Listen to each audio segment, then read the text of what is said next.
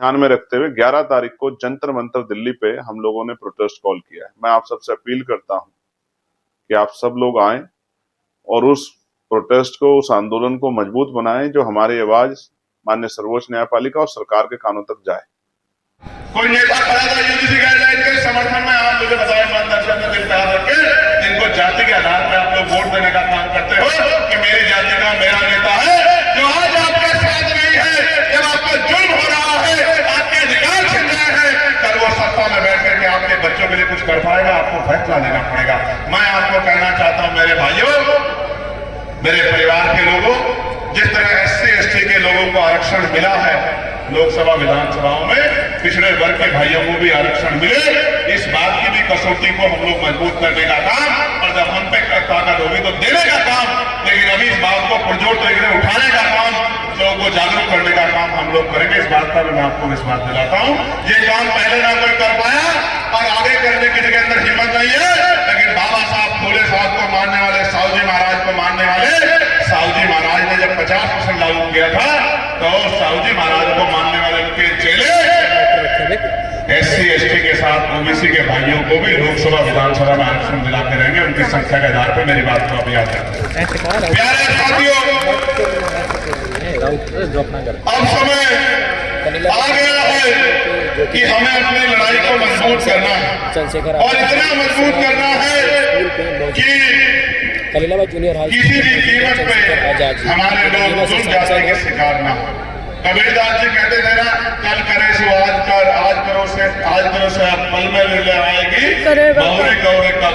मैं आपको बहुत जिम्मेदारी से कहना चाहता हूँ, आप यहाँ आए हो, आप मुझसे प्यार करते हो, दिल में बड़ी इच्छा रखते हो, मोटरसाइकिल पे दौड़ लगाते हो, इधर उधर चढ़े हुए हो, अपनी जेब का पैसा खर्च करके आया हो।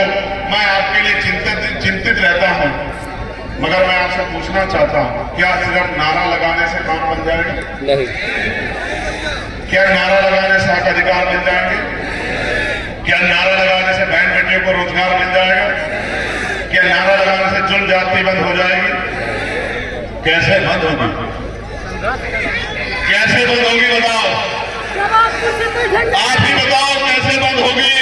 जब आप कुर्सी पे बैठोगे CM वाली पे। मैं आपको बस इतना बता देना चाहता हूं कि इस देश में आजादी से पहले कमजोर वर्गों के लोगों को वोट का अधिकार नहीं था। इस देश में 1919 से पहले 3% लोग वोट देते थे, फिर मॉन्टेगो चेम्स वोट सुधार समिति बनी और 15% लोगों को वोट देने का अधिकार मिला। वो 15% लोग कौन थे? वो जो टैक्स देते थे, वो जो जमींदार थे, वो जो बहुत पढ़े लिखे थे, वो जो धोत चलाते थे, वो जिनके परिवार जो है संपन्न थे, उन्हीं लोगों को टैक्स देने का, उन्हीं लोगों को वोट देने का अधिकार था। लेकिन बाबा साहब अम्बेडकर इसके खिलाफ लड़े, बहिष्कार अधिकारी महासभा के बैनर तले उन्होंने मेमोरेंडम दिया। जिस तरह आज आप लोग जिलों पे जाके मेमोरेंडम देते हो, और मेमोरेंडम देके कहा कि जब तक अंतिम व्यक्ति को वोट का अधिकार नहीं मिलेगा तब तक लोकतंत्र नहीं होगा। और उनके प्रयासों